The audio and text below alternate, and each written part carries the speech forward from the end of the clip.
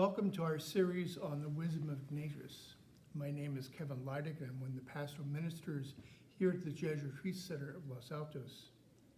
Let me begin by describing the conversion story of Ignatius. It all began with a cannonball. Ignatius was a soldier for a couple years, and he was at a battle. He was wounded in the leg, which shattered, a cannonball shattered one leg and broke the other one. And so he was in recovery for quite a while on his sick bed. And to while away his time, he was daydreaming about going back into civil service, into diplomacy, which he was trained to do. And was daydreaming about doing that, serving the king and queen, which is a good thing. He felt excited. But then he noticed that when the daydream ended, he felt kind of empty and sad. Then he picked up some books on the life of the saints and the life of Christ. And he'd read these and daydream about imitating Christ and the saints. And he felt excited. He noticed that when he put the books aside and stopped daydreaming, that excitement continued in his life. So he noticed that he was being influenced by forces beyond his control. Not that they controlled him, but that they influenced him. And he recognized that the force that brought him to a deeper faith, hope, and love, he calls the good spirit. And the author of the good spirit is God. And so his primary spiritual experience is God laboring for him, working for him, going to a particular direction that ended up in greater faith, hope, and love, which Ignatius calls consolation.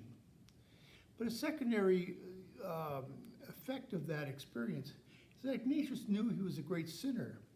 Before his conversion, he was a soldier, he was a gambler, a womanizer, and also was full of vainglory. He realized that if God is working for me, laboring for me, a great sinner, then God must be laboring for everybody. Not once in a while, but all the time, to deepen our faith, hope, and love. And that's the basis of Ignatius's spiritual experience. I believe we are called to have that experience of God laboring for us, and noticing that God is laboring for us also all the time. And one way that I particularly experience that is through my prayer, and particularly through my retreat experiences. A couple of weeks ago during Holy Week, I made my annual 8-day retreat. And during that retreat, I was surprised by, I was led to pray with Isaiah chapter 55 for several days. Just that one section of Isaiah. I did not plan that, but I was surprised by that. Surprised by the effects of what happened in my prayer. In my previous retreat, sometimes I'm led to pray with Zacchaeus or with another gospel figure, much like Simon of Cyrene or Lazarus for several days. Again, those experiences are a surprise to me. Not that I planned that or chose that, but God was laboring for me through those particular figures or those particular scripture verses to deepen my faith, hope, and love. So I encourage you to reflect on your own life, to reflect on your own prayer experiences, and where you have, the experience of being led to deeper faith, hope, and love.